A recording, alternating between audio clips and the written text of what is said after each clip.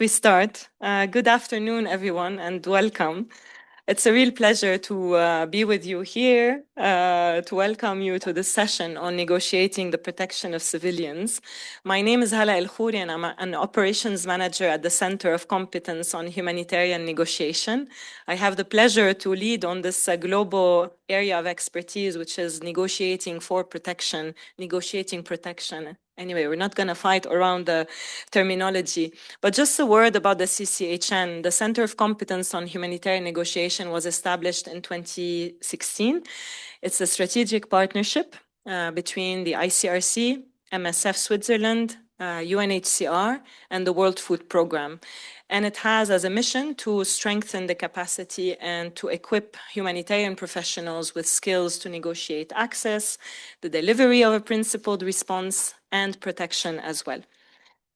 So today's session, what about it? I think when we look at today's conflicts and the scene that we have around the world, I don't know about you, but we can feel easily overwhelmed, depressed, powerless, angry, etc.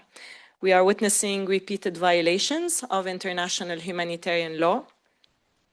We see deliberate attacks on civilians, on civilian infrastructure, which are essential for survival. We see sieges.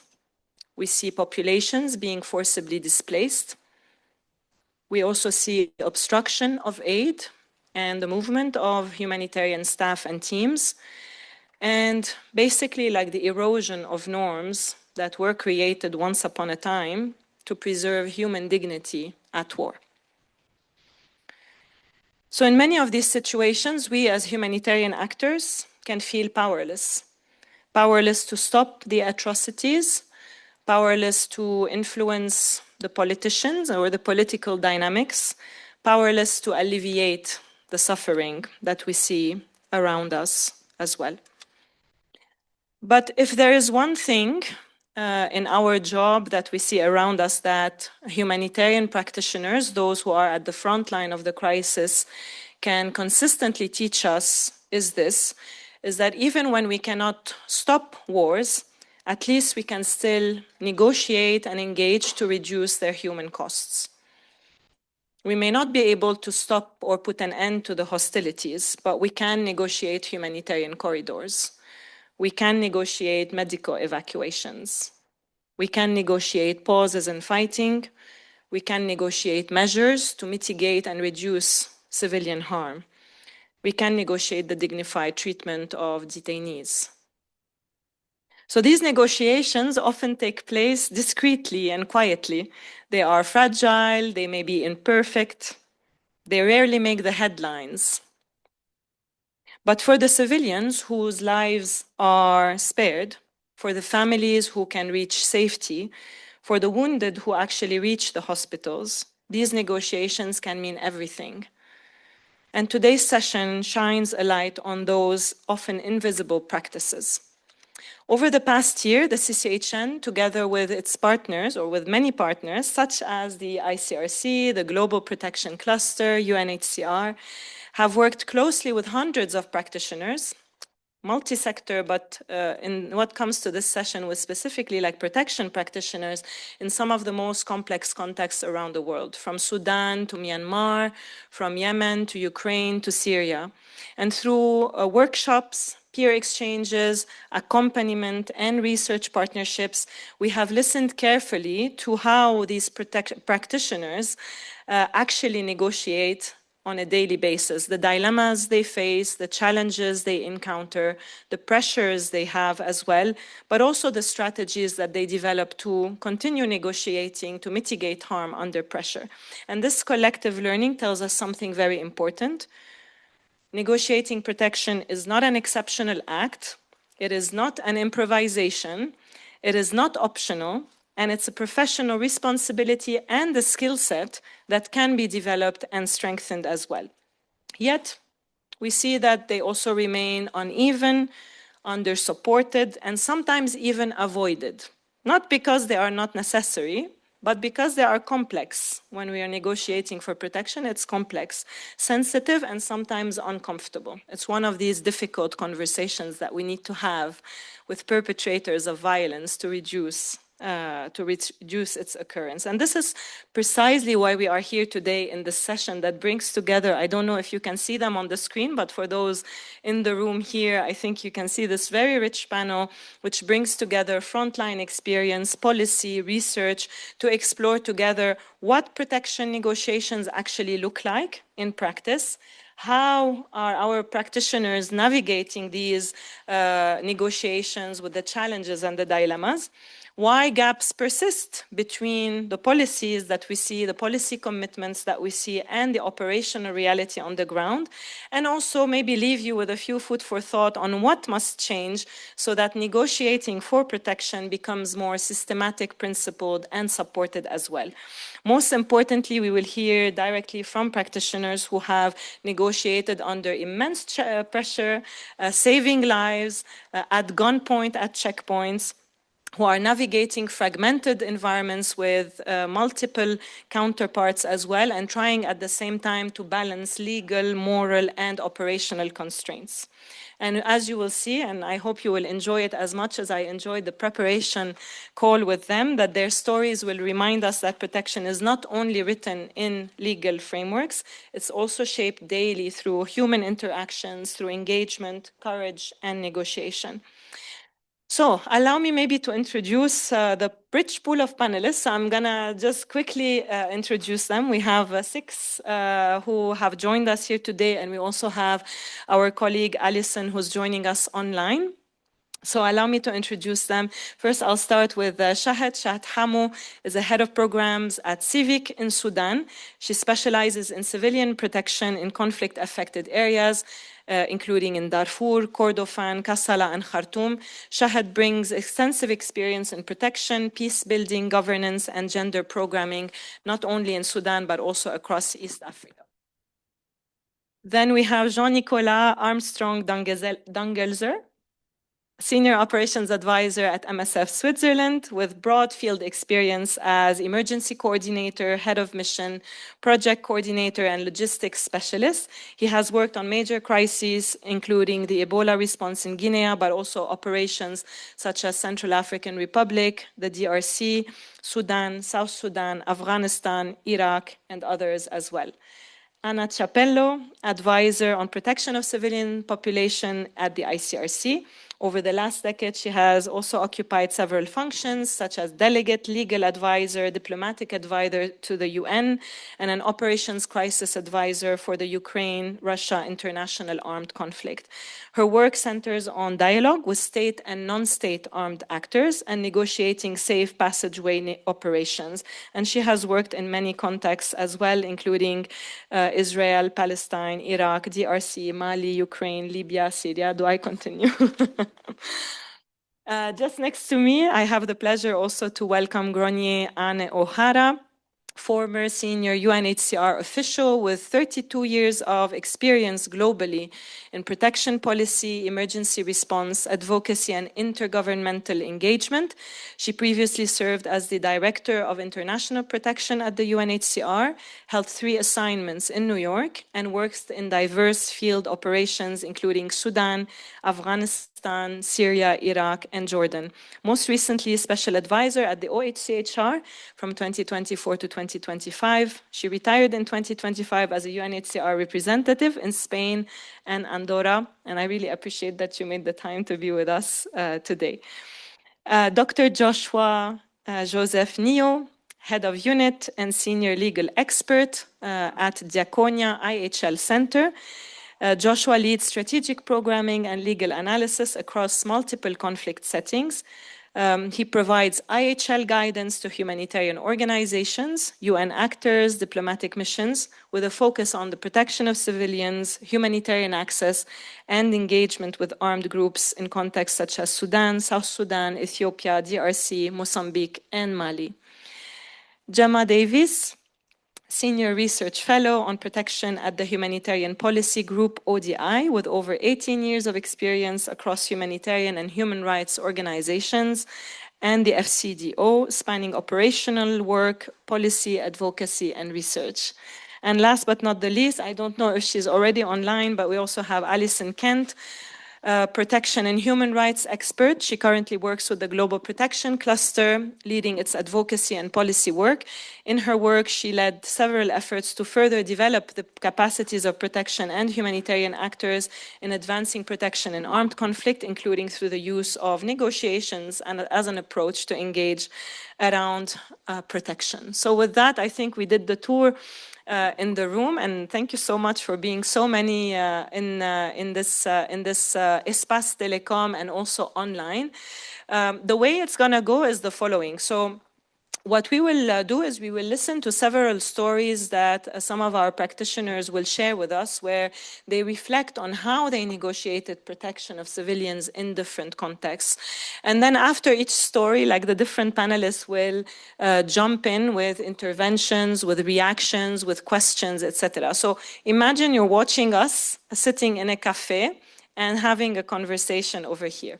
Of course, at the end, we will also reserve some time for the questions and answers. So if you have any questions that pop up, make sure you note them down. And for those who are online, please, you can also use the chat function. I have my colleagues, Mariam and Aurélie, who will also be moderating our online space as well. I don't know about you, but if you're ready, maybe let's jump in into this discussion. And I will first call on Shahd to share with us a little bit. So, Shahd, when we look at contexts like Sudan, and we are soon going to commemorate the sad and the tragic milestone of 3 years into this conflict. When we look at the situation in Sudan, one can really feel a bit overwhelmed, frustrated, and I've spoken to many practitioners there, and sometimes, like, we don't know where to start to uphold the protection of civilians, but also to access populations, to protect, to deliver the assistance, etc. But when we spoke together, and you shared the experience that you have and the work that the Civic is doing, it shed the light on how we can contribute, even if it's by, we are contributing to the protection of civilians. So I would like you maybe to share with us and with the audience over here some of that experience as well. Sure, thank you. Thanks, Hala. Hi, everyone.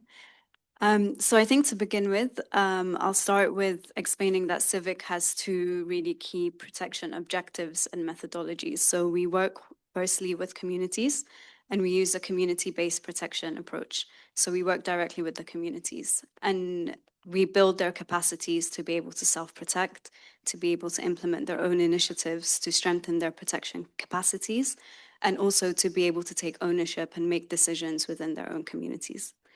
The second aspect is engagement with security forces.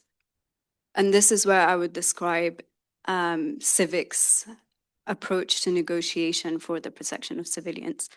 So when working with security forces, we have several different ways of engaging with them. But one thing I want to talk about today is the civilian harm mitigation tracker. And this is really an approach that we promote to security forces to be able to analyze, assess, collect data on civilian harm in the areas of their responsibility, whether that harm is by them or by their opponents, and whether that harm is through action or through inaction. So to put this into context, in Sudan, we are working with the Ministry of Defense to support them to uptake the civilian harm mitigation tracker. And the idea of it is that it's owned by the security forces themselves. So it's not a tool where we are documenting and assessing any atrocities or any civilian harm, but it's a tool for them to be able to track their own harm and to make the correct adjustments within their operations to then support communities and civilians. So I guess a frequent question is, what are the motivations of security forces to uptake tools like these?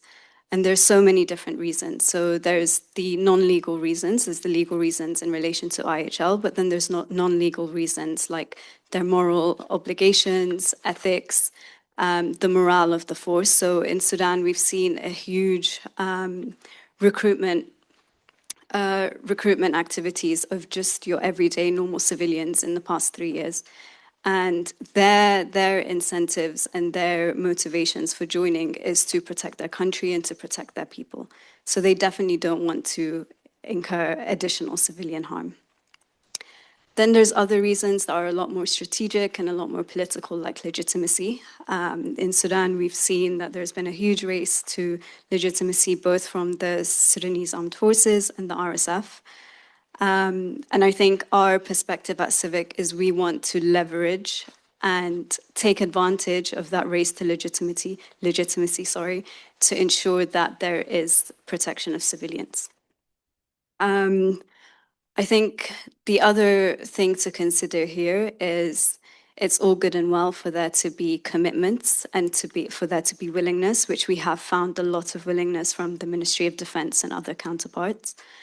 But we won't truly know what the intention is until the commitments have been translated into action.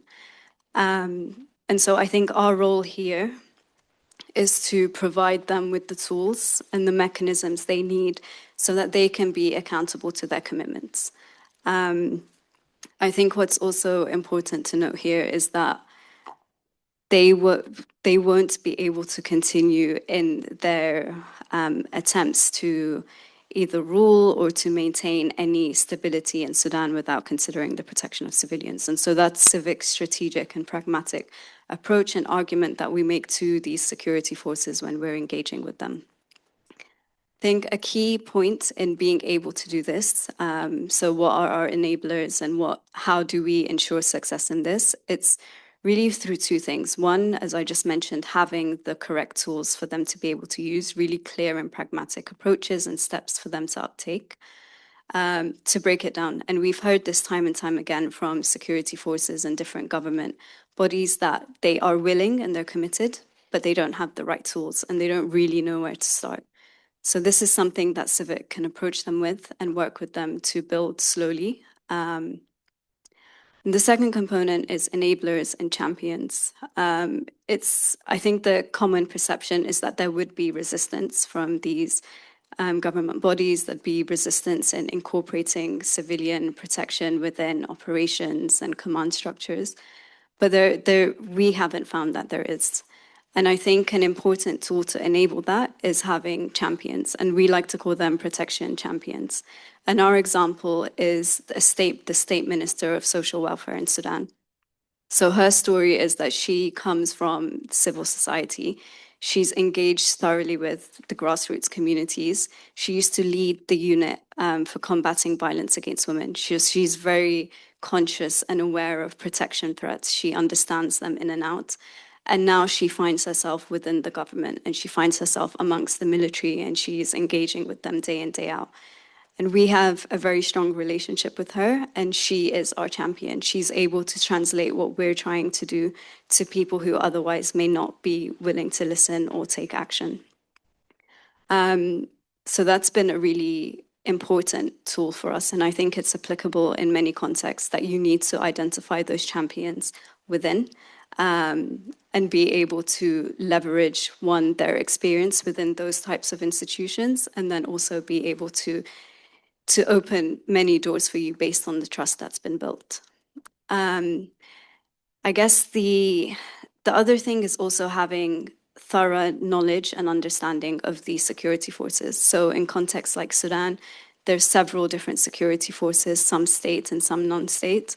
And they all have different incentives, they all have different ambitions, they have different structures, different ways of operating. And that's been a key focus for us at Civic, really understanding what each force does and how they do things and how they want to engage, what their priorities are. And the third layer to this as well is having different entry points. So, for example, I've given the example of the state minister, but then we're also engaging with Sudan's National Committee for the Protection of Civilians. And this committee is headed under the Minister of Interior, but it has representatives from across the board. So from the Ministry of Justice, Ministry of Defense, from the Ministry of Social Welfare, also the intelligence unit from the government, and then also military intelligence. So it has all these key figures that you really need to engage with. And all these figures connect to different bodies as well. And I think one approach that works really well for civic is having several entry points within that body so that trust is built and relationships are built from multiple sources so that once you approach them, you're not an alien. Someone else already has engaged with you, someone's already built trust with you, and then you're able to approach it in that way. Then I guess to finish with, an important component of this is the trust and relationship building between the security forces and the communities.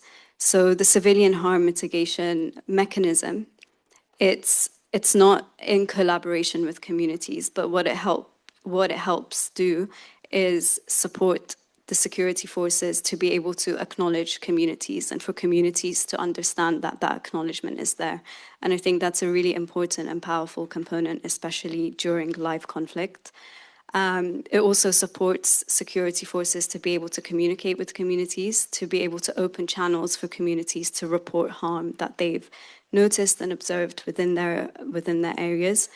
And then also it paves the way for things like reparations and amends, should that be necessary. And it allows a feedback mechanism. And I think the most important thing is that communities feel like they're being acknowledged, they're being heard, and then there's channels that are open for them to be able to engage more deeply with people who they may or may not perceive as people who commit harm.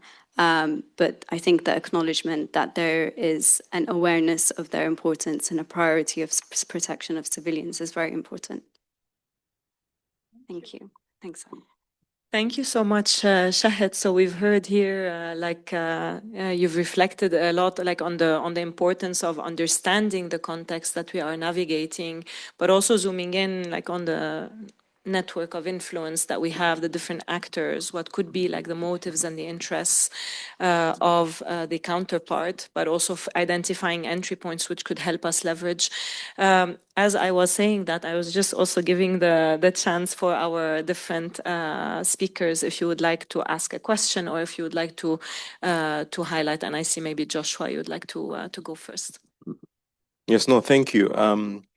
And I think it got me thinking about, some two critical issues you mentioned. One is on, in a sense, doing an analysis of the actors, and the other is the whole concept around the legitimacy, the rest for legitimacy, which is a very interesting entry point when it comes to engagement with armed actors. And I think the other thing that you mentioned about, doing a proper analysis of these actors and, in a sense, who are the champions and what are the avenues within which to access these actors on key protection priorities. And two areas actually that I could mention in a sense that gravitate around that, some areas that as the IHL Center we focus on in our engagement with humanitarian actors as we look at building the capacity for IHL focused engagement with armed actors is one of them is expressly linked with that. How do legitimacy goals for armed actors, how does that provide an incentive for engagement? How does that provide an inroad in terms of engaging on particular issues around IHL compliance? And so I think doing a proper armed actor analysis is very important. And I think one thing that you also mentioned is that there's that, idea that, typically armed actors are averse to engagement. And I think that is not necessarily the case. From some of the contexts that we've seen, armed actors actually have a vested interest in conversations around, civilian protection, especially where they control areas that have civilians, that they're seeking to, to protect or seeking to advance their own political goals. And so that also becomes an interesting avenue to explore in terms of, routes for engagement. So in that sense, a proper armed actor analysis, allows an assessment of, in a sense, what are the areas for conversation, what are the areas for input, and how do you maximize those for a proper conversation around, IHL compliance. But I think the other is one thing that we also focus on at the IHL Center is doing some sort of I call it an IHL surgery, where you do an assessment of, what are the perceptions, for example, of these different armed actors around IHL. Is there receptiveness? Is there a sort of an aversion? And that's all important in terms of, creating those steps for engagement.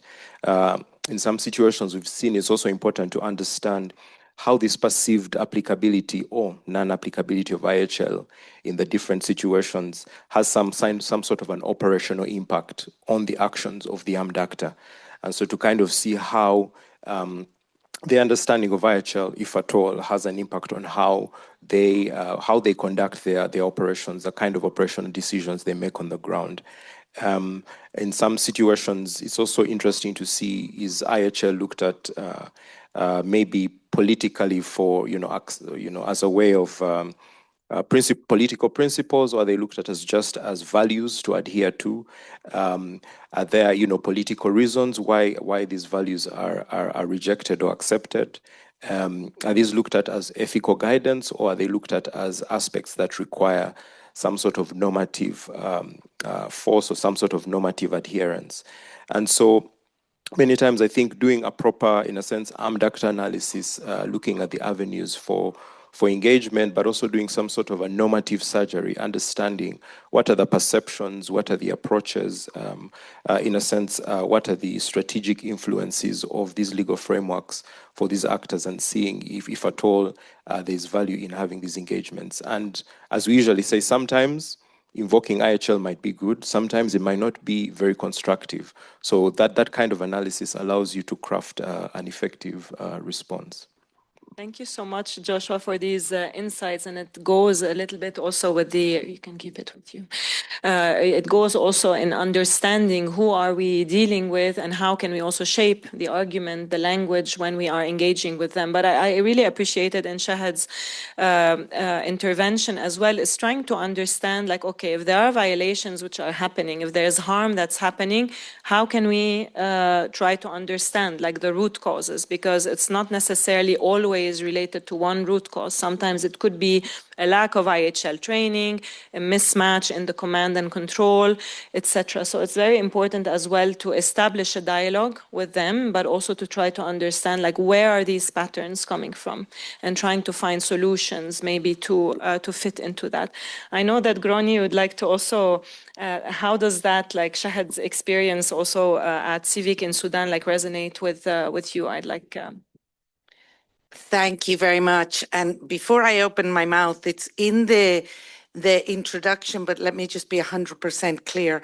I'm now happily retired. So although I have worked previously for both of the High Commissioners and before even getting into the UN world, in the NGO world, and when I came out of a lived experience in Ireland of formal peace processes and how that worked. I mean, the formality of something like the Good Friday Agreement, with all the political resonance that had, and the positive participation of states, and then went into a UN world where, I mean, anything went. But I started in Latin America, where we had the benefit. I come from a generation where my first engagement operationally in the refugee world was against the backdrop of formal UN negotiated peace agreements and the space that they gave for communities. And now I'm coming to the end of 32 years with the freedom to say what I like, and looking at a world where the formality of those peace agreements has and the benefits that they brought have tragically kind of gone by the wayside. They're few and far between. And in listening to Shahd today in more detail, hearing her full storytelling, because we were just touching on things when we did our prep talk, and I don't want to get ahead of myself because we've two other brilliant field experiences still to come, but just listening to her, things that struck me just from the language she's using, like enablers and champions, the old carrot and stick, that kind of analysis. And for us as humanitarians, how that's a bit of a double-edged sword. Because yes, we want to be engaged in negotiation. I think in the 30 years that I've been in this field, I mean, the development of tools that we have to work with, it's incredible, the wealth of the toolkit that we now have. But what strikes me also is we need to be careful as humanitarians not to be so tied up in our own toolkits that we lose, you know, we can become a bit overly bureaucratic. I'm not nothing from what you've said, quite the contrary. What you've said really brought back very practical considerations, and the engagement you have with the champions you've identified, I think gives cause for a lot of hope. Perhaps something I'd like to just throw into the mix, but we have, as I said, more storytellers to come. We work in a realm of interreacting, interlaced bodies of law. So we're talking a lot about international humanitarian law, as we should. I come from the world of international refugee law. It's interfaced with international human rights law. And then for me, one of the biggest things, I mean, the thing that excited me most over the 30 years I've been working in this field, when it comes to accountability and future consequences, and let's hope that the way states are currently acting does not mean that international criminal law goes by the wayside, because not only do we have tools, but we have institutions for accountability. And this, I think, brings us a lot of room for maneuver in the humanitarian world, but it also brings forward some of the tensions which as operational humanitarian actors cause us great difficulty, because we are there, we are witness to something. As witnesses to something, what is our role later in the accountability? And these kind of considerations, these tensions, and I see some of my colleagues from the protection cluster, and we have Alison online. I mean, these kind of tensions are what we live with constantly between the legal framework, the operational engagement, the politics of the environments we work in, and where to find the right balance.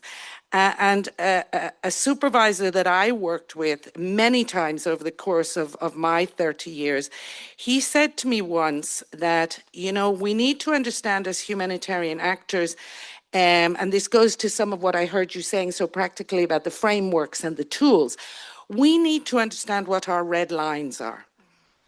And in the humanitarian world, I mean, often in the protection cluster, and I'm looking straight in the eye of my colleague there, I mean, how often as protection cluster are we kind of shoved to the edge of the humanitarian discussion because they're like, oh, you protection cluster people with your red lines, but you're getting in our way.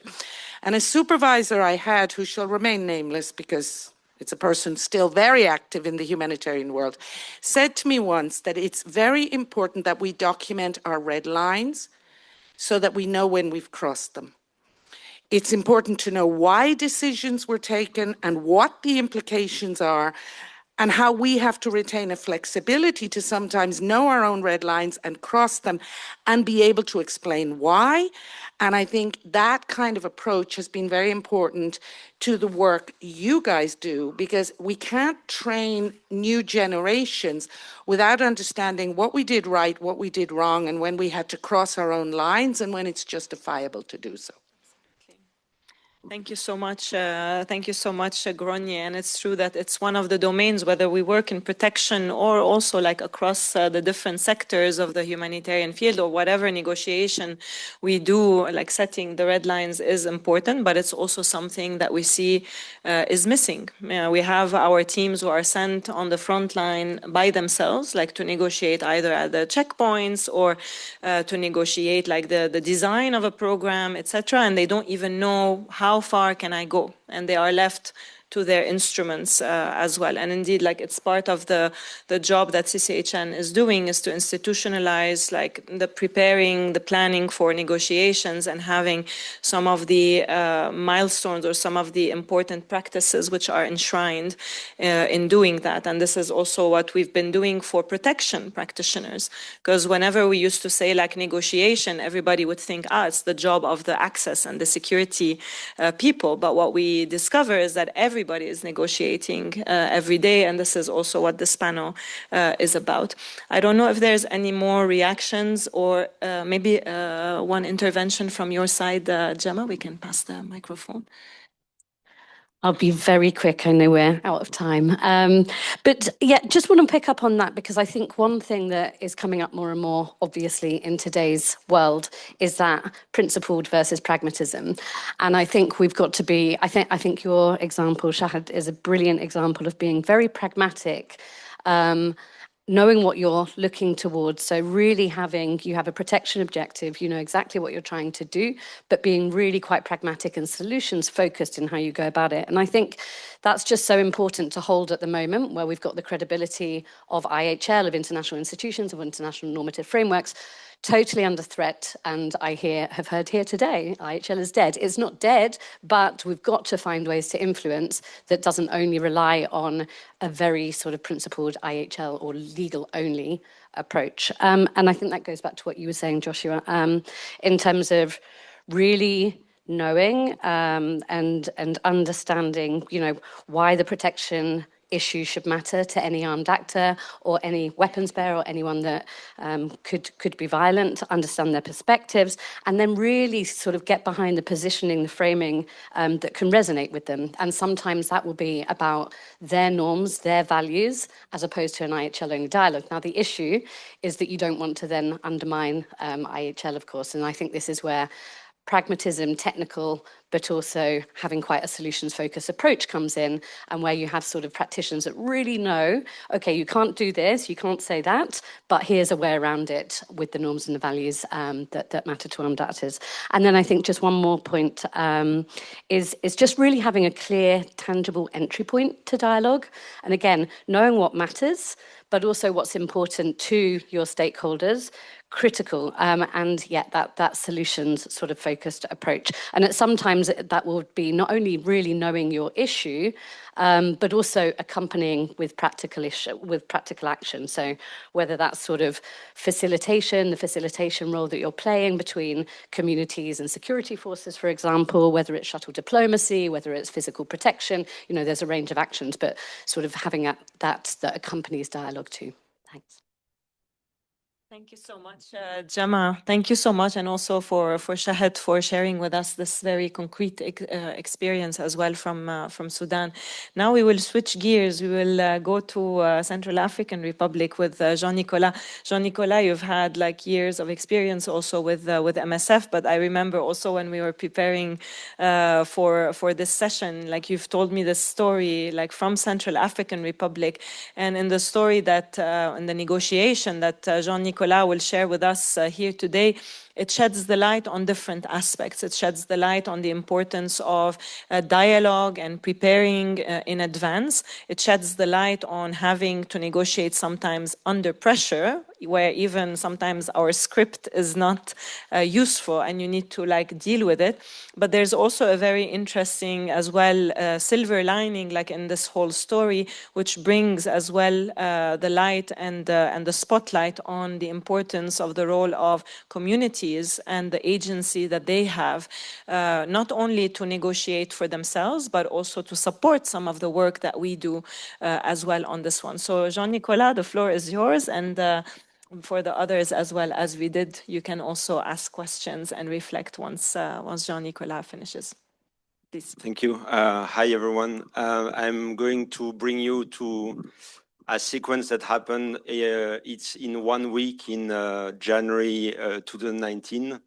So I was project coordinator in Bangassou. So it's a town southeast of Central African Republic.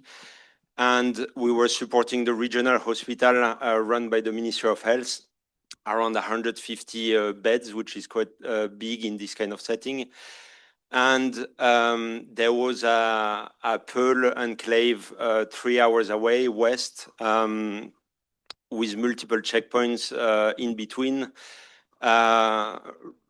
run by the armed group that was opposing the Pearl and the Muslims in general. So for the ones who are not familiar with what was happening at the time, the politicians and the armed groups were basically exploiting fault lines alongside ethnicity and religion, and predominantly Christians against Muslims.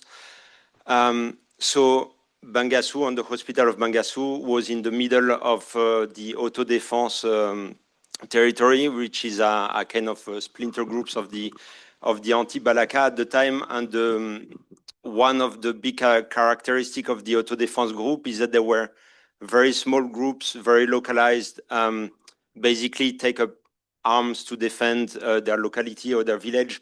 So extremely fragmented, and making negotiations extremely complicated, because you cannot deal with a central line of command or have the good stamps and signatures of the leadership, and then it's trickling down. So we took months and months to negotiate with all the different armed groups on the road, on the fact that at some point we are going to do referrals from the enclave, so with Muslim patients, to the hospital, and that as we are in Bangassou, the hospital is open to everyone, and so really with the protection of patients, it's always at the center of our negotiation. So the idea was really the hospital is not just for you or your community or your group.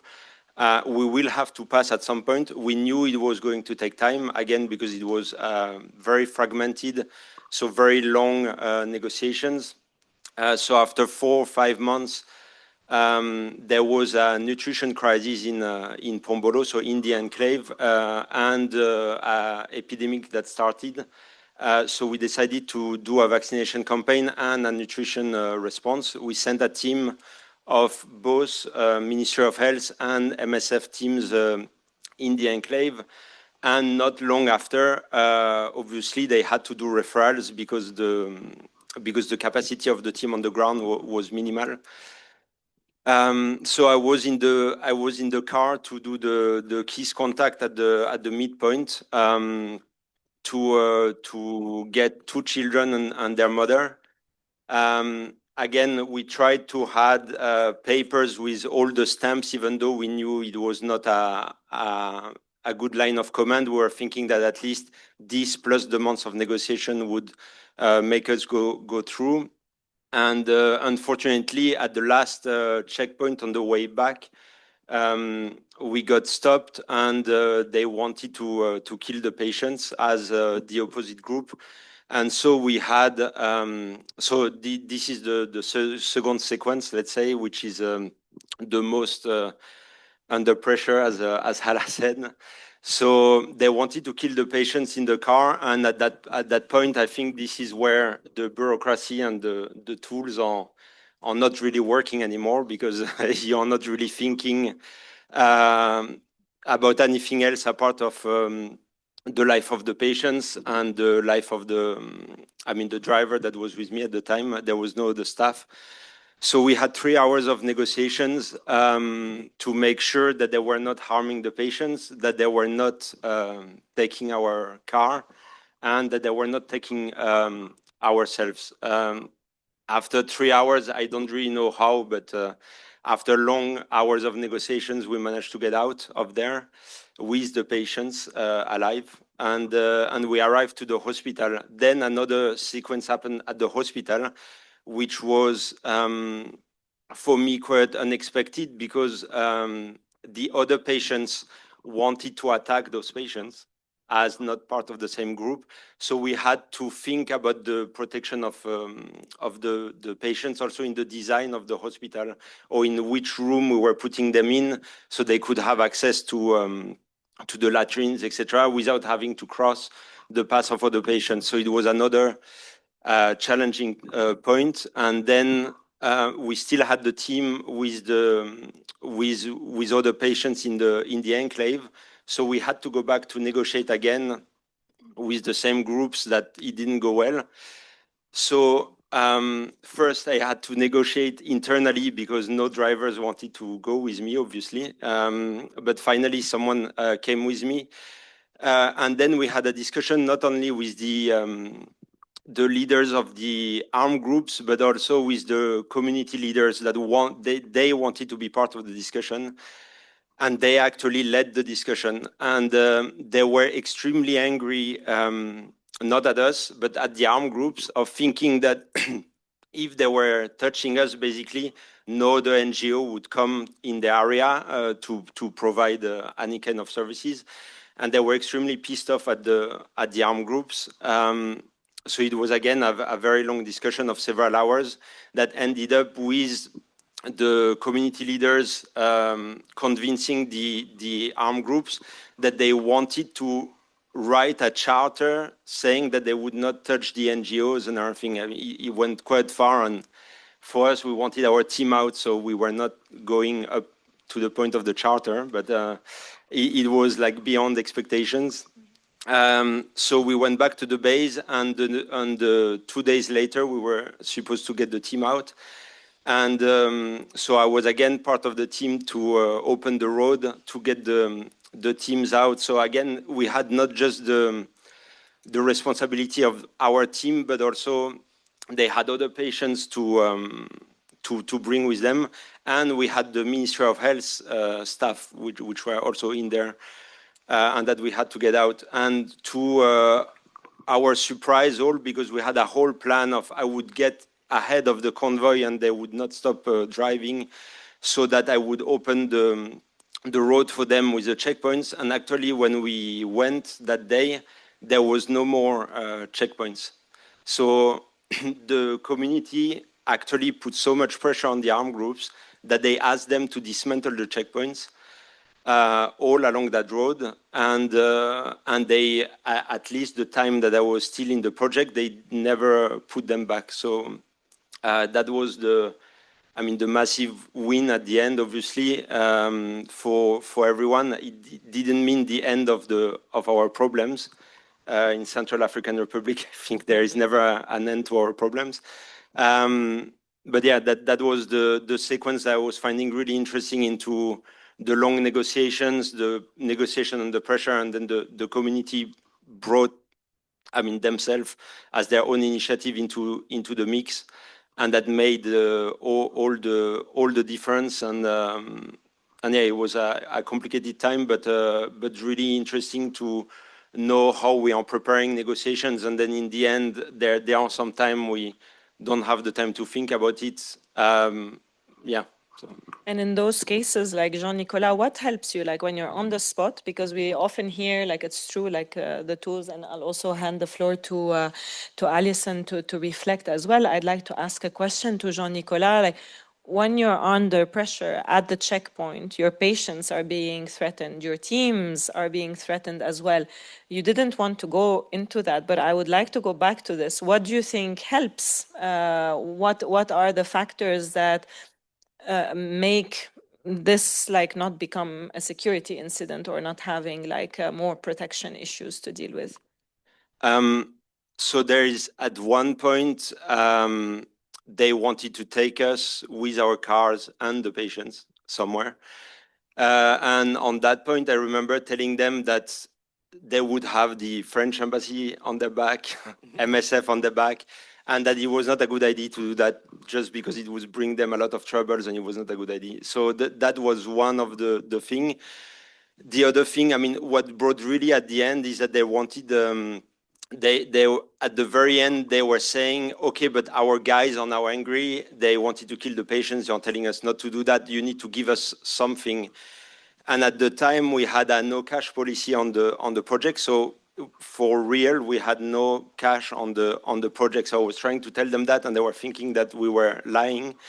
And this is another thing of our operations. We were basically giving fuel to the motorbike drivers that were bringing wounded patients at the hospital. And it happened that the people that have a motorbike are often the people that are also in the armed groups. And so I recognized some of those people in the crowd that was around me in the negotiations. And I asked them to testify for me that it was pissing them off that we were not paying them on the spot because we had no money, and that they had to wait every time at the end of the month to be paid by someone that was coming from outside. And so it's with their testimony, so from people inside their group, that I also managed to basically like have the proof that I was not lying to them and we were having no money. So like weirdly, the human connections in a way into the people are recognized, and their worries potentially of having more problems or something like made the difference in that moment. Thanks a lot, Jean-Nicolas. Maybe before I hand the floor, maybe to some of our colleagues as well, just to also give the opportunity for Alison to react. Like, we've been engaged on a partnership with the Global Protection Cluster and UNHCR to support our protection practitioners, and like also like from different sectors as well, on preparing, planning, not only like to analyze the context or to have a strategy, but also how to withhold pressure. And it's oftentimes like by creating this safe space where people can practice, can make mistakes, can be put under pressure through simulations, role plays, etc., that the muscle is exercised, and it allows people to feel a bit more comfortable in the field. So I don't know if technically we can take the intervention from Alison now, but Alison, lovely to have you. I think it's a bit maybe late in Bangkok, but very happy to have you connected with us. And please, you can have the floor as the first reaction.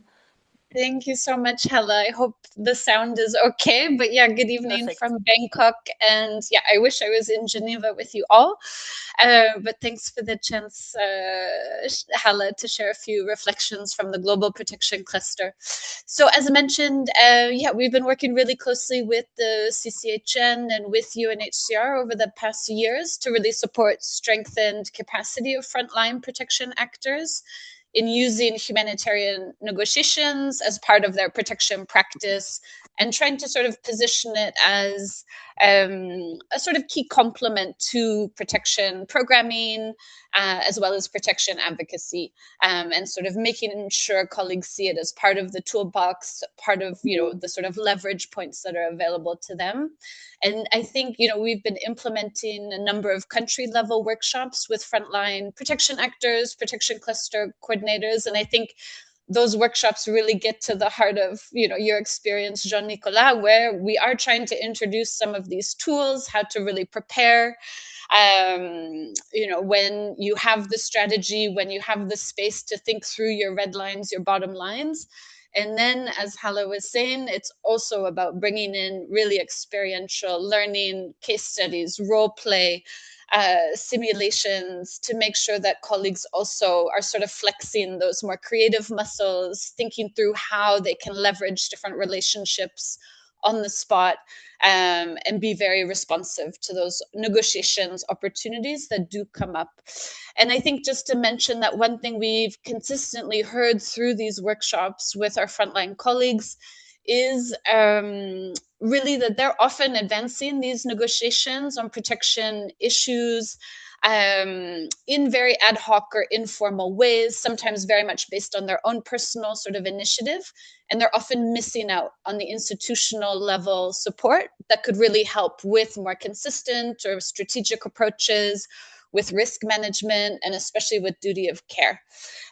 So it's one thing that we've been wrestling with, together with the CCHN and others, about what's the right balance in terms of bringing negotiations into the sort of protection practice area, but then avoiding this becoming an activity that gets very structured, that gets very calcified, and we start to miss out on that sort of creative, relationship-based approach that's so critical to the effectiveness of these negotiations. So just to say, I mean, we haven't solved that issue, but yeah, we'll continue with our negotiations work at the country level, really trying now through an ECHO-funded project to link what's coming out of those workshops with protection cluster strategy and humanitarian country team level strategies, looking to embed these different efforts into existing tools that we have, and then also doing more documentation, case studies, examples to really show this as a core practice for our colleagues. So thanks, Hala. Back to you. Thank you so much, Alison, for the intervention as well. And indeed, like as you mentioned, the work has started a few years ago. Absolutely not going to become an activity in logical frameworks, for God's sake, no. Negotiation is not an activity. It's a way of being, it's a mindset, it's an approach of engagement which allows us to reach our outcomes as well. And this is what we are also trying to promote as well. But maybe like also reflecting on what you were saying, Jean-Nicolas, and the work that CCHN also keeps updating its software to also try to accompany like the colleagues as well. So I have a small pitch, like we also have a crisis negotiation workshop and module and curriculum, which is also coming up as well, which helps us justement how can we practice like dealing with these like under pressure situations as well to complement the rest of the offer as well. I believe, Anna, you wanted to also react or maybe have an intervention to Jean-Nicolas' story. Please go ahead. Thank you. Hello, everyone. Just to reflect back on the negotiation under pressure, and I'm thinking of checkpoints, for instance, I would say that one thing that I've experienced and I think worked quite well is to never corner your interlocutor. Always give them an exit door as honorable as possible. You're blocked at a checkpoint. Don't bump heads. Don't say they don't have the information. Put yourself in their shoes. They may have lost one of their co-weapons bearer the day before. They may be under fire 2 hours before. You don't know what was also their day, so put yourself in their shoes. Your imagined worker, they'll also have probably a very horrible day, horrible week, being also in the middle of this conflict. That's the first thing. And they need to feel that you're also sincere about this. You're not here to patronize them. And maybe they want to block you, possibly. Maybe they just don't have the information. Give them an exit strategy. Just say, can we double check with someone? Can we call? Can I pass a phone call? Maybe you don't have that information. I don't want you to be in trouble. And that's also a way for them to have this exit strategy.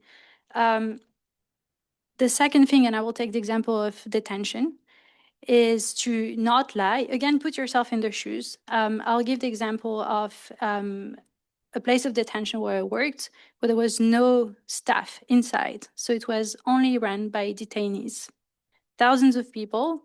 And when you're inside and you're engaged with that person that we call in the jargon a capita, again, put yourself in their shoes. They have to deal with thousands of detainees to manage the prison with zero means. And even to acknowledge this and be very honest is a first way to have a connection with them. Do not lie. And in my case, there was a sort of disciplinary quarter, let's say, and they were implementing disciplinary measure towards other detainees, which was not okay. And the way that was done was not really okay as well. And one of the issues, for instance, was that the small windows were completely obstructed. Instead of having a few people in this very, very small place, there were dozens of people and people also being sick. And one way is to attack the person and say that it's intentional and they're trying to cause harm and do not respect the dignity of the people, etc. The other way is to say, I would not like to be in your shoes and have to have my eyes everywhere in this prison.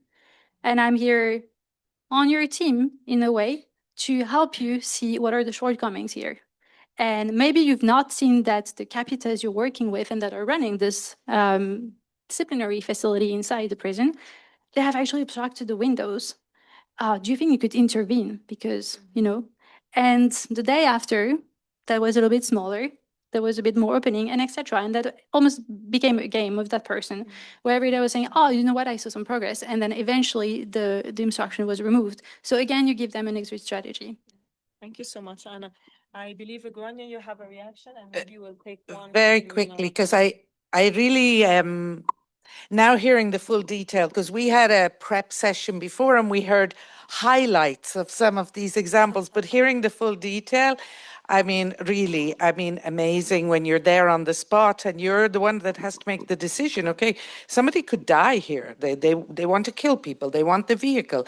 And really, I mean, what you've just said, Anna, I mean, the practicality of that, of understanding who we're speaking to, because it's never going to help that you're the one lecturing. Have you heard about this convention? Have you heard? I mean, that's not going to help in this kind of immediate situation. That's maybe for the classroom experience. We have other opportunities to interact on those issues, but a very, very practical example, and two things struck me very quickly, because we're under the command here of a very strict timekeeper, and we've more still to hear, but two things struck me about what you were saying. So first of all, the community involvement, and I really liked what I heard from you about how that experience also opened your eyes and the community came into play.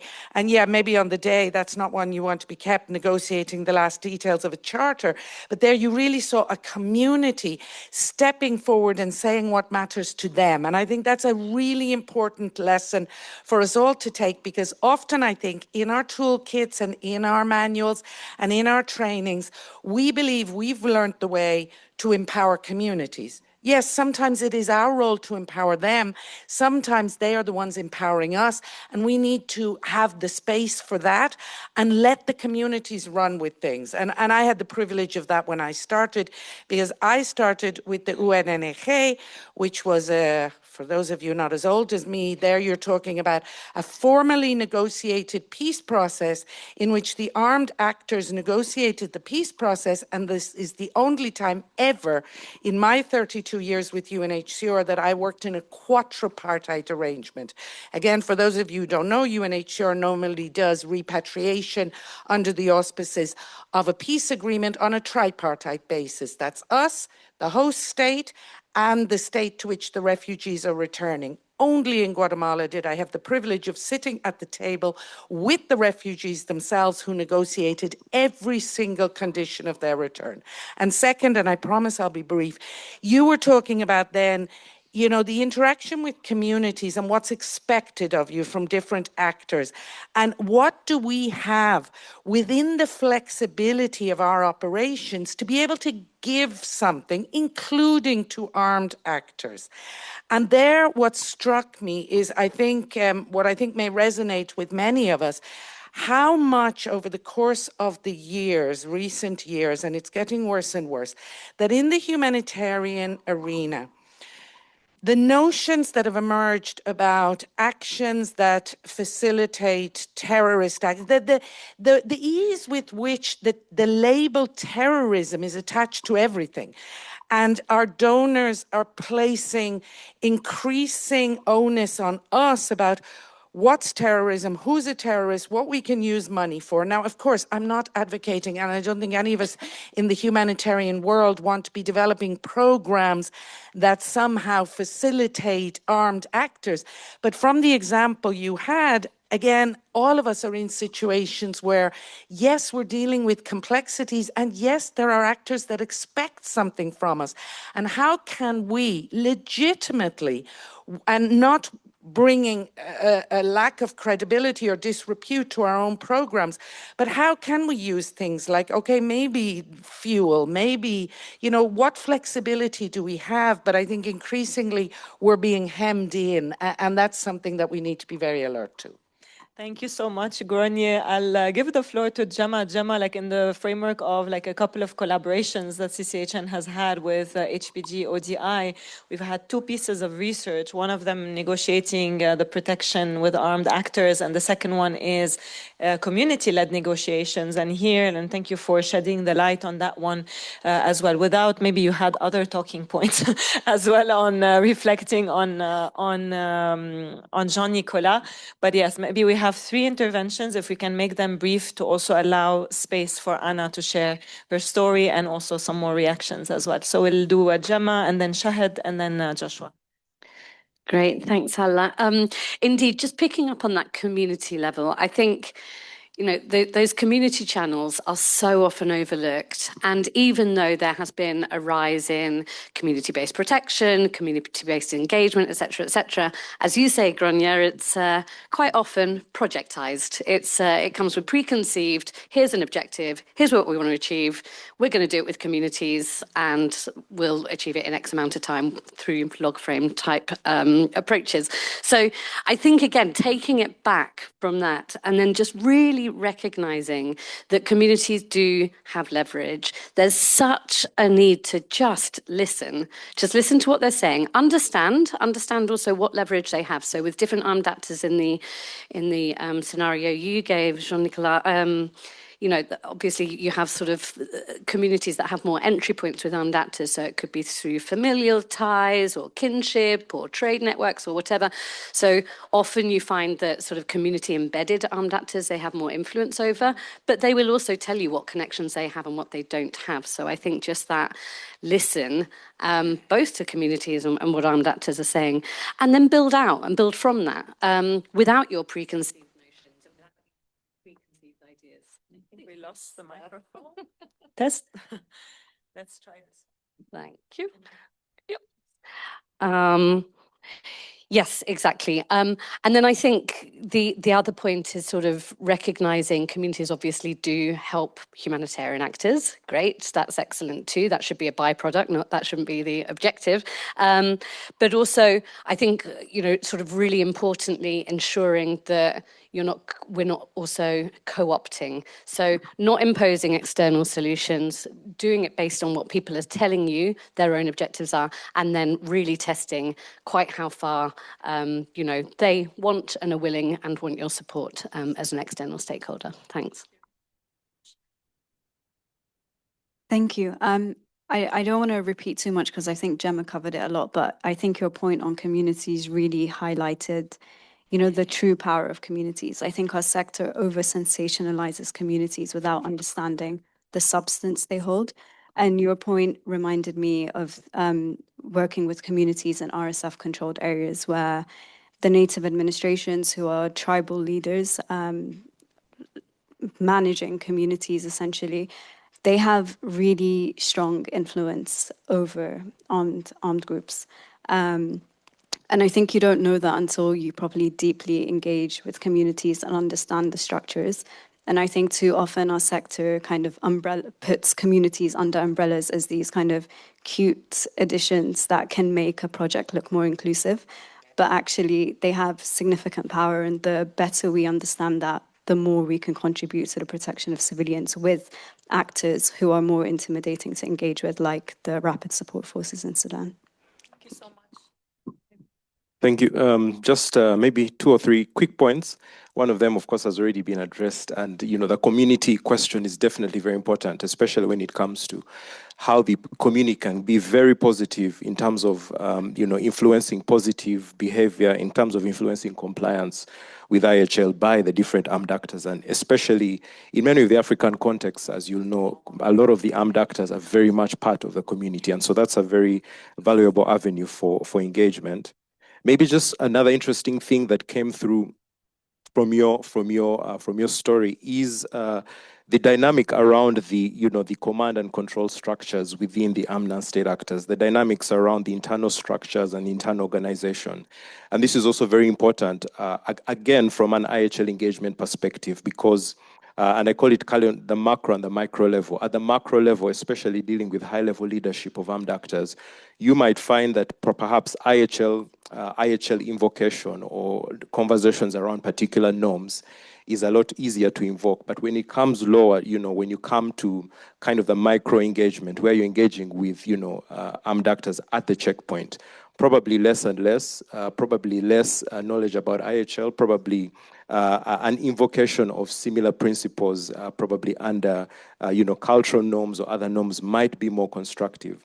And so kind of understanding how engagement, normative engagement can vary depending on at what level of the actor you're dealing with, whether it is the high level, actors, whether it is the lower level actors who are at the checkpoint.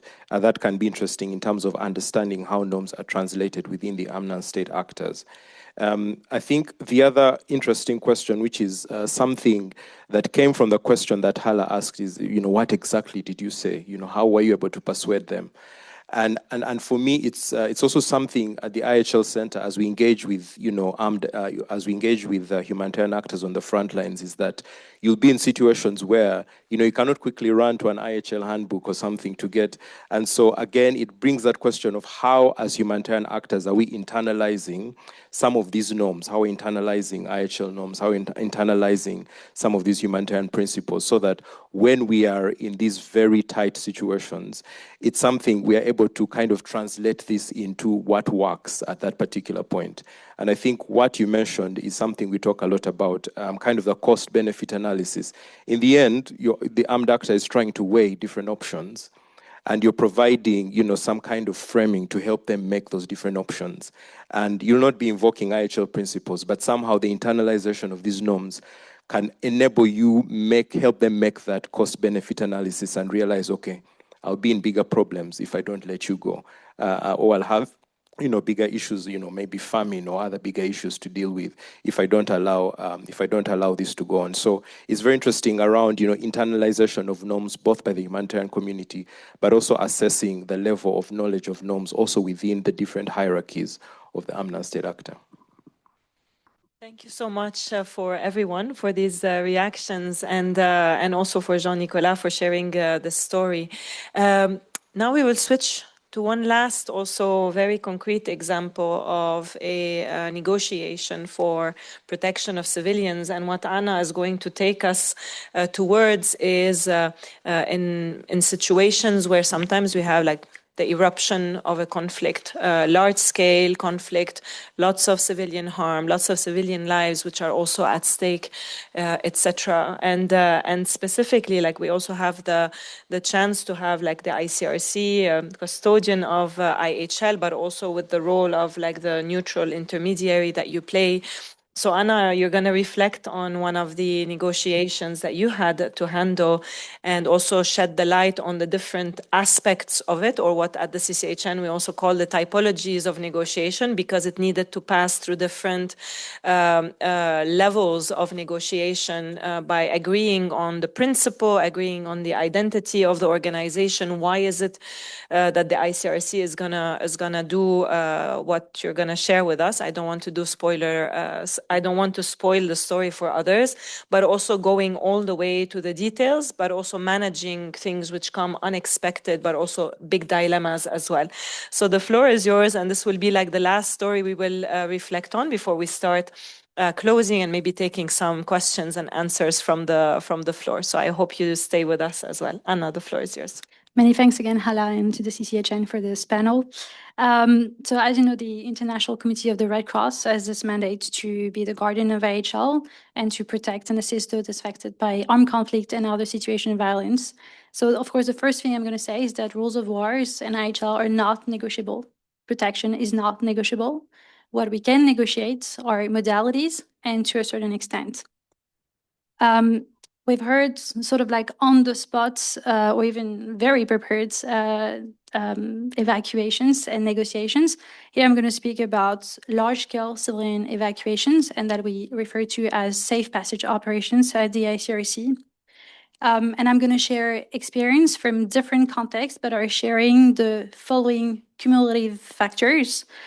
Be ready for the list. A high level intensity of hostilities, a life-saving situation with a sense of urgency, usually coupled with a large number of people that are at risk, and an exponential level of distress from the population, also from the authorities. Issue of humanitarian access, the sudden aspect of the hostilities or the scale of the conflict. I would say compared to an operational context, where would it have been, for instance, for decades, and everyone knows us and everything is in place. And I will come back to this. And adding complexity, a complex military or political situation, a high visibility conflict, and little or no trust between the belligerents, between the parties, and or toward the ICRC. So starting with this, as I say, we need to understand what you have to work with. And here I will describe the full negotiation process. There are several simultaneous tracks. The first one is to listen. What is it that you're asked for? Who is asking you? Is it one party, two parties? Do they even agree on the basics? And so from there, we're going to clarify what is the role of the ICRC, meaning we're not going to do political negotiations. We're not here to break a peace agreement. But we're here with our humanitarian expertise to make sure, or to facilitate, rather, that the parties can agree on a framework that then we will either lead or support. In parallel to this, we're also going to set expectation around our modalities and principally neutrality and confidentiality in this kind of situation. So everything's going to be kind of like behind closed doors. And this needs to be understood as a starting point. The second track is the mapping of interlocutor. We spoke about it, and for us, it's going to go through the whole range of the political interlocutors, military, operational, including civilians, civilian coordination, communities, it can be religious leaders, anyone that can be bringing a difference, incentive, and influence to the situation. Also making sure that we hear all the concerns of, let's say, state populations to be evacuated. And where I saw a big difference between protracted conflict and, let's say, sudden conflict is the fact that you have to start from scratch, or almost from scratch. If tomorrow you have to open a corridor between Genève and Lausanne, who's your interlocutor? What's the route? What do you do? You've been here for decades, right? But you don't really know who's in charge of what checkpoint, where the checkpoints. What do you do? And that goes with building trust. It's not like in certain conflict where we've been and we arrive, we feel in really the end of the world, a very remote area, and they recognize the Red Cross and they know who we are.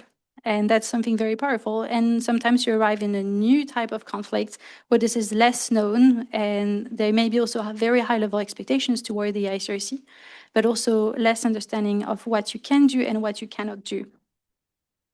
The third track is to help them negotiating, as I said, modalities. Concretely, that means we identify what is the populations to be evacuated. Nowadays, we still see this reflex of women and children. What about men that are also civilians, right? How do we take into account people with vulnerabilities, unaccompanied children, people that are bedridden, the wounded, older persons? How do we ensure that the population is willingly departing? How is the population informed of the modalities that the parties will agree upon and that we will implement or support?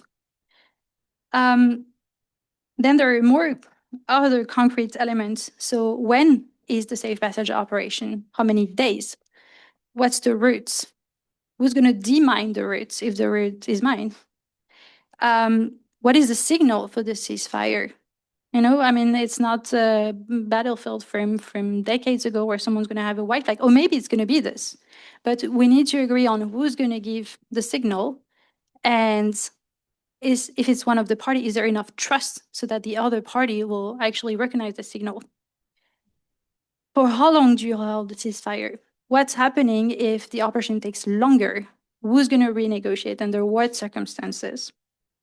And who is liaising between the party? Is it going to be the ICRC as a role of neutral intermediary? Do they also have direct contact and you're not part of it, but you still need to keep an eye on what's happening?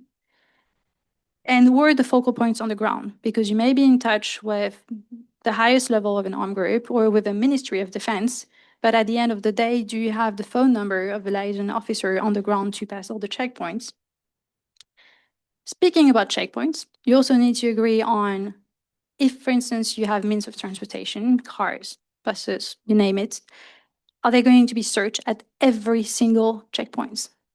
And then that's going to delay your operation by how many hours of how many days?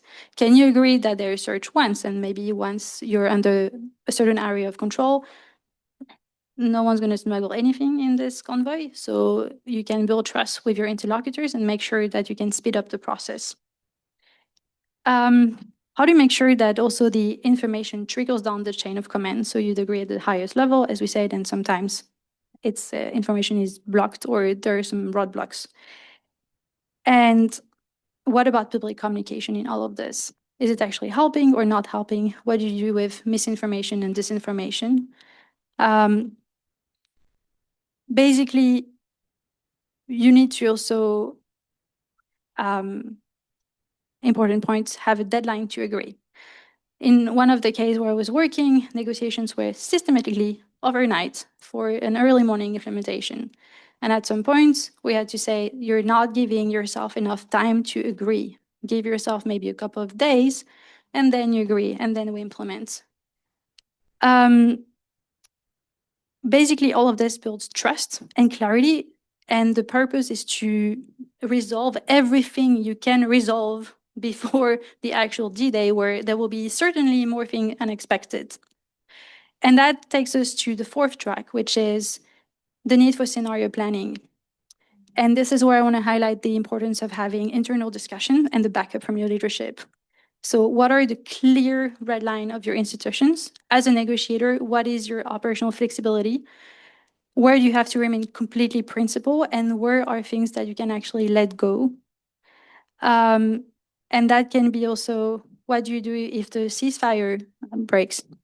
Or the operation takes longer, or they change route last minute because the route is either under attack or flooded, or what if your team is arrested? Or what if some civilians or whoever is the population evacuated are arrested? What are red lines? When do you pull the plug and you also cancel the operation? And here it's important also to accept that failure helps you to perfect the operation, and you may have to try several times for several weeks or for several months before you can succeed in an operation, and you need to accept this. Within this, there are some dilemmas that are, I would say, inherent to evacuation, but we can find them also across the humanitarian sector, of course. The do no harm principle. How do you prevent from false call for evacuation? People gathering, people potentially being arrested. That can be a risk. How do you balance a life-saving operation with the reality of evacuating an entire area from civilian? You empty the area and you take the risk of unintentionally serving a military agenda with a progress that is made. And that poses issues of protection, neutrality, ethical concerns. And adding to this, I would say there are three different things to juggle with when you negotiate those safe passage operations. The safe passage itself with the modalities, but in parallel, you're going to have, at least for the ICRC, protection messages. So you need to hammer to the parties that whoever remains behind voluntarily or because they're impeached to move are still protected under IHL. Meaning it's not a go-to card to do whatever when we have evacuated civilians. Precautions, proportionality, distinctions still need to apply. Humanitarian access still needs to be allowed. We have messages around siege, etc., that we need to pass. And in parallel to this, we have our regular protection dialogue on the conduct of hostilities and potential IHL violations. That may be very irritating at the same time that you're trying to reach an agreement on the other side. And all of this is part of the protection negotiation or protection work. I'll stop here. It's a lot of our conversation, but thank you. Yeah, we can unpack a little bit. I'll take 1-2 minutes, maybe let's unpack a few reactions, maybe Gronier and Joshua, and then I'll open the floor for some questions. And then I would like to also maybe for all of the speakers as well, like I also want you to meditate on one food for thought, like on ways forward, like how can we better foster negotiation approach as a way of engaging, but also achieving protection outcomes. But I'll leave that for after. Gronier, first reaction, then Joshua, and then we take some questions from the floor. So when I listened to Anna, first a very personal and quick reflection, I'm just so impressed by the vigor and experience and rigor of the ICRC and how much the rest of us have to learn from the experience of the ICRC without pretending that we become ICRC, but we're sometimes in situations where the experience and the frameworks that you guys have are so helpful. And on a very personal level, I always have, when I listen to anyone from ICRC, I have this what if going on in my mind now that I'm stepping out and retired, because when I wanted to get out of Ireland 32 years ago, because I thought I need a bigger place to be, I want to get engaged in this work, and I was looking all over to volunteer, and I did the induction course with the Irish Red Cross for preparation for potential deployment. But then the ICRC offered me the possibility of Siberia, and then UNHCR said Mexico, and I went, yeah, let's go to Mexico. It's going to be much more fun. But on a more serious note, just listening to how systematically you have explained different things. And when we were doing the prep work, I mentioned one of the toughest experiences I was ever engaged in, and that was coming from protection cluster coordination perspective in what was a series of evacuations leading to the imposed end of the besiegement of Homs. And a couple of the things that you picked up on, I mean, they just resonate with me so strongly, particularly the whole question of ensuring that the civilian population understands what their options are. Because in the example I was giving, and I repeat, it was a series of humanitarian evacuations that were genuinely humanitarian, adhering to the kind of list of considerations you outlined, leading to an imposed end of a besiegement. So when it came to the last convoys, there was no alternative. So people were leaving no matter what. And it led to a very difficult scenario where it was all going very well according to very careful planning, but then the last convoys had to leave. And then I found myself in a situation I had never been in before. And I hark back to what I mentioned earlier about understanding the legal framework, the practical framework, what are the red lines, and when are they being crossed, and why are they being crossed? Because there we were all in a nice humanitarian environment. Isn't this great?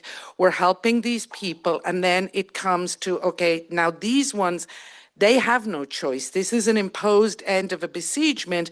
So what had been theretofore humanitarian, all of a sudden, the last convoys were going to have the armed actors. And then the armed actors, so every male over a certain age was taking one AK-47, and every bus was having one rocket launcher. And then all of a sudden, I was like, hang on a minute, where are we as humanitarians in this? And it was a really challenging situation. Are we escorting? Are we escorting with the UNHCR car? What does that mean? So, I mean, it brought up a lot of challenges. So, again, it just brought home to me the importance of frameworks, but also understanding that there will be situations where what you think are your red lines will have to be crossed in the best interest of the operation and the people that you're seeking to help, and understanding why those red lines were crossed and what lessons can be learned. And maybe I would have been happier not to have been in that situation. So maybe for the next situation, lessons learned. Absolutely. Lessons learned, and we keep learning as well. Joshua, maybe a brief intervention. Yes, some brief. I think the first one is back to the question about red lines. And I think that's very important. Again, from a normative perspective, you know, if you look at the IHL framework and also humanitarian principles, that it's important that you know kind of what are the parameters within which you're operating as a humanitarian actor. And how do you guard against falling into the trap, perhaps, you know, of being considered to either be supporting the particular engagements by the armed actor. Sometimes it's called material support to terrorism. And so it's important sort of to know as a humanitarian actor, what are the parameters you're working within, especially from an IHL and a humanitarian principles perspective. And I think that so that, again, those red lines are clear and you know which red lines you shouldn't be crossing. I think the second point that you really make, and I think it's an issue that needs to be highlighted even strongly, is the inclusive aspects of both IHL and also the nature of the conflicts that we see, that, you know, persons are, you know, differently situated persons are affected by conflict in different ways. And of course, you've mentioned persons with disabilities, you've mentioned, you know, boys and men. You've also mentioned, we earlier talked about, you know, LGBTI persons. And so it's important that even in terms of response interventions, that this is taken into consideration. I'll just quickly mention that at the IHL Center, we recently launched an inclusion report that goes into a lot of these questions about how can you have an inclusive approach in terms of IHL engagement and, of course, in terms of response to some of these critical questions. And also quickly, the Beyond Compliance Consortium, where, again, we address these questions about how are differently situated persons affected both by armed conflict, by the harms that are experienced in armed conflict, and how, in a sense, do response mechanisms have to address those different harms. Thank you. On shedding the light also on loads of like toolkits and resources which are available out there as well. So make sure you also on the chair you have a QR code which allows you to download a few of these reports. But also please, by all means, do check out like the different resources that the IHL Center has published to make IHL more digestible and very pragmatic as well. And I know that ICRC has quite a few of those too. Please join me in thanking all of our interlocutors, all of our panelists and speakers over here for their generosity, for their honesty, etc. I would like maybe to see if there are any questions in the room, burning questions that you would like to ask before we conclude as well. Yes, Catherine. The microphone is coming to you. I think we can take like 5-10 minutes. I'm going to allow myself because the next session is in half an hour. So we can take 5-10 minutes maximum. Mariam? Sorry, I saw another hand there. Thank you so much. Just background for myself, my name is Catherine Kramer. I've been negotiating with armed actors for 25 years on protection.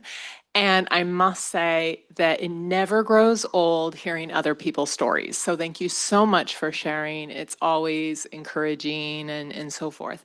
I don't actually have a question. I just have 3 points that I would like to complement what our colleague said. So first, you're talking a lot about red lines. I found it super helpful sharing those red lines with your counterpart. To be very clear what you can and cannot do is super important. Also, I think co-creation, involving them in helping to come up with ideas for the solution to whatever the problem is. I found that to be incredibly helpful as well. Also, we talked a lot about trust building, but I think we could go much deeper into that. Trust building is key. And I think it's hard when you're coming in for the first time and you have to build trust. I found it very interesting, your interaction at the checkpoints, because I would suppose that further times, if you come across those same people, they have more trust in you and you can talk about other issues as well. And I think this is also what comes about is that sometimes you're coming in, you can't do all of IHL sometimes. You're coming in on a particular point. And then you build trust on that. And then you can start talking about other points that may be perceived as a little more sensitive. But then because you have that trust, you can then start talking about those things. And again, the non-accusation, but trying to find ways of dealing with it, it can actually move forward. And I've been in several situations where I was with somebody else who didn't necessarily have the trust with the interlocutor. they said something, the interlocutor went almost ballistic, I would say exactly the same thing, and it calmed them down completely, and they would be willing to listen and talk about the issue. Yeah. So that personal connection is really important. And I think sometimes, especially with humanitarian organizations, people shift so often. It's hard to establish that trust because normally, especially with armed groups, they go for individuals.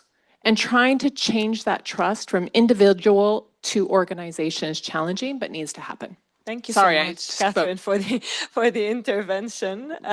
Do we have any question? Yes, please. One question, and then maybe we can wrap up, and I'd like to hear your food for thought. Thank you so much. It's going to be quick, and it's more than a question. Everybody who says it's going to be quick, it ends up being long. No, it's just two quick considerations, sharing also reasoning with many of the experience that have been shared. The first one, I mean, we heard acceptance, working with communities, analysis of armed groups. This requires times and presence on the ground. So really the message also for those donors, and it's not about fundraising, don't get me wrong, it's not about fundraising, and it's a bit in line with what Groni said also with the anti-terrorism clauses.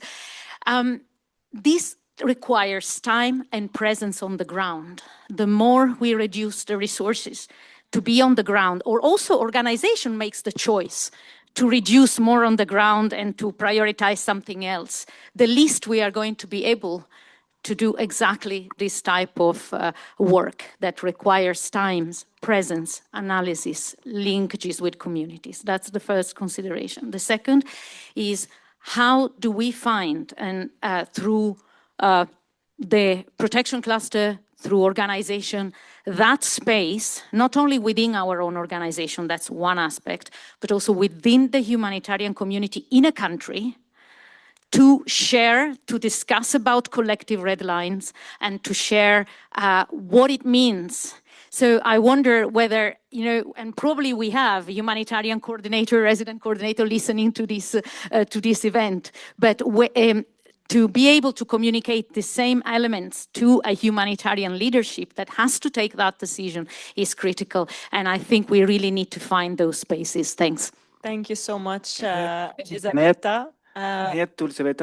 Time. You have to negotiate when somebody comes to kick us out. And flexibility. Yeah. And flexibility goes with trust. We need to trust us and to give us the flexibility to have this time and to use our resources to work with the community.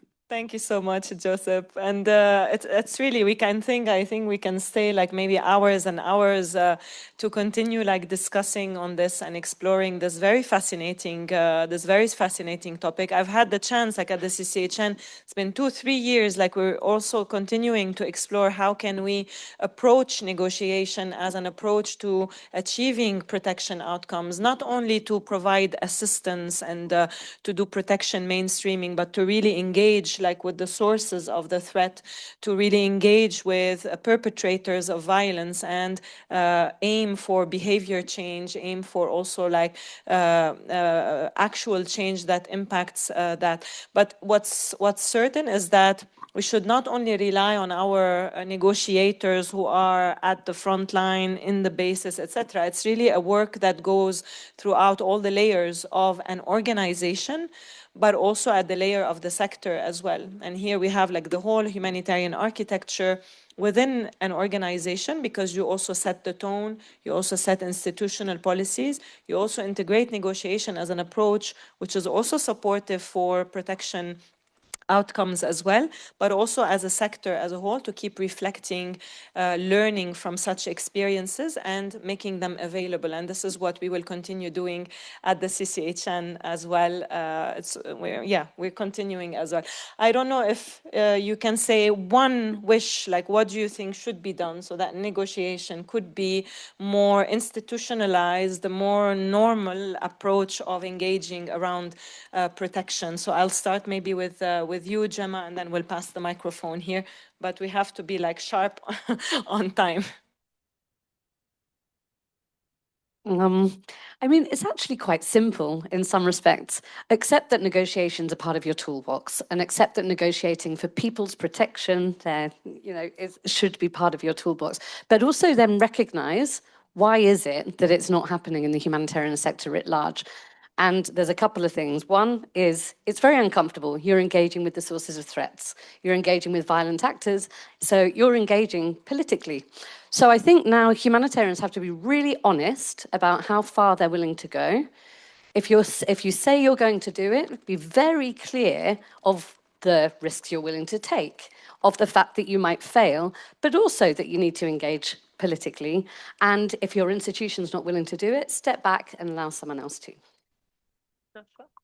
Maybe two quick words come to my mind: principled and strategic. And I think those are two aspects in terms of our negotiation that we need to take into consideration. And I think, especially from a normative perspective, understanding how the norms can be helpful in informing your principled engagement with these armed actors. And, as much as you're able to internalize them, I think it's easier for them to actually come much easily when you're in, very difficult situations. And again, of course, strategic, knowing, in a sense, who to negotiate with and who to say what to is also part of that process of being strategic in the way you negotiate in these situations. Thank you so much. I think investing in the power of people, local people and knowledge, it's very hard to have successful negotiations and have access to these actors if you don't have the intricate local knowledge. And when I say local people, that also includes staff. So local staff have immense knowledge on details, things that you might not be aware of. And I think it's very important to empower and engage local staff and trust them. And then that goes the same for different actors and governments, other stakeholders. Really invest in the power of people and what they're bringing, because at the end of the day, we're all just people. And there's just knowledge that you might miss, especially when you're new to a context or unfamiliar with the context. And it exists. People just need to be given the chances and the opportunities. Thank you, Shahd. So two words, humility and familiarity. So I think this is challenging for us as institutions because so many things become projectized, to pick up on what you said. So what do I mean? Familiarity, understanding, the toolkits are already very full. So, learn what's out there. And now we have the ability to do that. Like when I started 32 years ago, if you didn't have the book in the bag that you went to the field with, but now everything's online. So familiarity with what exists and the humility to understand that maybe there sometimes are enough tools. So let's all stop in a reduced environment of funding from pitching that I'm going to write a new manual, a new handbook, a new this, maybe learn what already exists, and also the humility, and with this I pass the microphone to Anna, the humility to understand who we are and what our role and limits is. So we don't all have to become the ICRC. There are distinct roles, and we have to sometimes know what others have and learn from their experience, but also have the humility to respect the role of others and not all of us trying to do everything at the one time. Back to the red lines, actually. I would say not be transactional, maintain coherence, and hold the fort, because we hear more and more about this permissive interpretation of IHL. No, you respect IHL, you do not respect IHL. And those narrative of exceptionalism. My situation is exceptional, hence. No, I mean, this is where I would say not transactional, coherence, hold the fort. For me, there are two fundamental questions that if you manage to ask yourself or within an organization, you can get a better sense of how to negotiate and what you want to negotiate. And the first one is, what do you want to preserve at all costs? And the second one, which is attached to that, is what are you willing or what are you accepting to lose? And I think that the losses and what you want to preserve at all costs is giving you a direction, and it's very hard questions to ask yourself and to ask within an organization, but they are important. Great, and I think with that, thank you so much for being here. I hope that maybe by coming here, as you remember, maybe my opening remarks, it was a bit like we can feel very overwhelmed, frustrated, depressed by what's happening all over the world, etc. But by listening to stories from the colleagues like us, and also by the broader community of practice of the CCHN, we know that laws are not negotiable. Principles are not negotiable, but we can negotiate modalities, we can negotiate mechanisms, we can negotiate very concrete actions which allow us to uphold the protection of civilians. So I hope that you can join the movement. Very happy to also be in touch with you if you are interested in continuing to explore that. So please feel free to reach out to us at the CCHN or also to the colleagues if you're interested in learning more. Thank you so much for being here today, and I hope we get other opportunities to explore that together. Please join me in thanking the speakers again and my colleagues who supported in this.